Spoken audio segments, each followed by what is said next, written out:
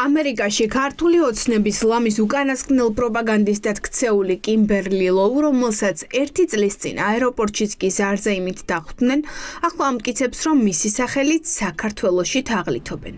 ლოუ იმ ადამიანებს, ვინც თბილისში ტრამპის ნდობით აღჭურვილი პირის სტატუსით ჩამოიყვანა, დიდი აფიორის ორგანიზატორად აცხადებს. ჩემი სახელი წარდგენილი იყო ამერიკის შეერთებული შტატების ელჩის პოზიციაზე საქართველოში ივნისში. მას შემდეგ რაც ელჩი რობინ დანიგანი პენსიაზე გავიდა. მშვიდობის სამიტი კვლავ დაგეგმის ეტაპზეა და გაიმართება მხოლოდ შეერთებული შტატების და საქართველოს მთავრობის თანამშრომლობით.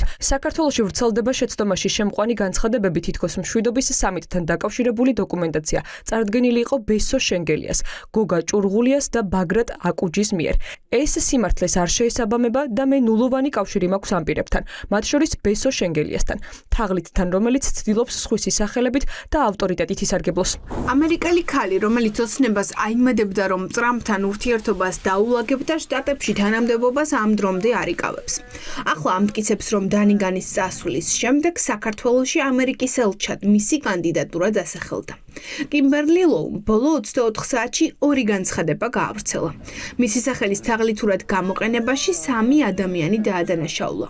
ერთ-ერთი ბესო შენგელია, რომელიც თავს ნობელის მშვიდობის ჯილდოს კანდიდატად წარადგენს და 1 წლის წინ ამავე სტატუსით ოცნების დეპუტატ მარიამ ლაშხს შეხვდა. პირველ რიგში თაღლითობაში თუ მადანაშაულებს რეალურად განმარტოს დანაშაულე განიხარდებოდა მეგრელი აფერისტი რომ დაეძახა უფრო მხიარული სიტუაცია დატრიალდებოდა. მე ვერ ხვდები დაპირისპირების მიზეზს და მის ამ დამოკიდებულებას და ამ წამსაც გაკვირვებული ვარ, ისიც კი მგონია საერთოდ თვითონ დაწერა თუ ვინმე დააწერა. მე მასთან თხეებია კონტაქტი არ მაქვს და საერთოდ ვერ ვიტყვი რომ მასთან ცუდი ურთიერთობა მაქვს.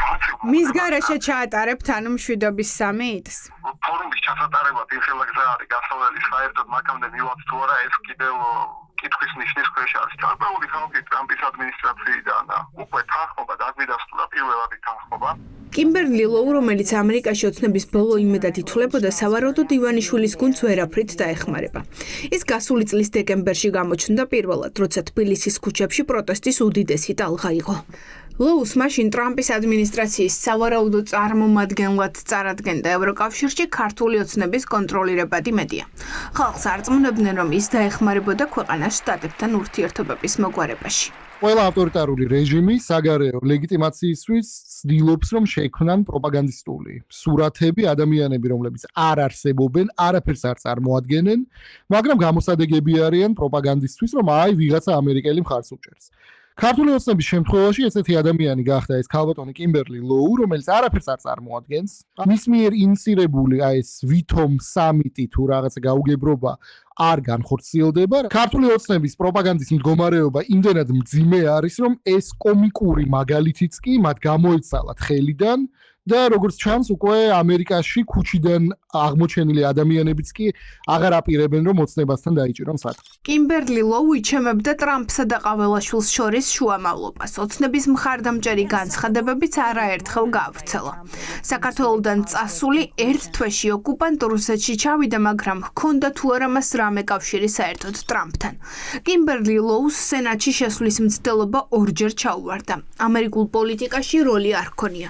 სამაგიეროდ ინტერნეტ სივრცეში იძებნება მისი სიმღერა. საგარეო საკითხების ექსპერტებისთვის განსაკუთრებით კომიკურია პროპაგანდისტვის ასეთი ფიგურის გამოყენება. ივანიშვილის რეჟიმის სრულიად აგებულია პროპაგანდაზე და ამ პროპაგანდის ნაწილი ამერიკასთან დალაგების კუთხით ერთის მხრივ იყო მოსალოდნელი ზარი ტრამპისგან ყაველაშვილთან, რომელიც 100 დღეზე მეტია მოლოდინის რეჟიმშია და არ შედგა და მეორეს მხრივ უფრო მანამდე იყო კიმბერლის პერსონა, რომელსაც არანაირი გავლენა არ ჰქონდა შეერთებულ შტატებში. ის რომ ესეც გამოიცვალათ, მათ ხელიდან კიდევ ერთხელ აჩვენებს იმ დრამატულ ვითარებას, რომელიც ივანიშვილის რეჟიმს გააჩნია. ერთადერთი რაც მათ ხელში შერჩათ, ეს არის ის კეპი, რომელიც ტალიაშვილს გააჩნია საჩუქრად მიღებული ტრამპისგან. ქართული ოცნების პროპაგანდა ყოველთვის რაღაც ეტაპზე მარცხდება ხოლმე და ეს მოუწიათ კიმბერლი ლოუს შემთხვევაშიც.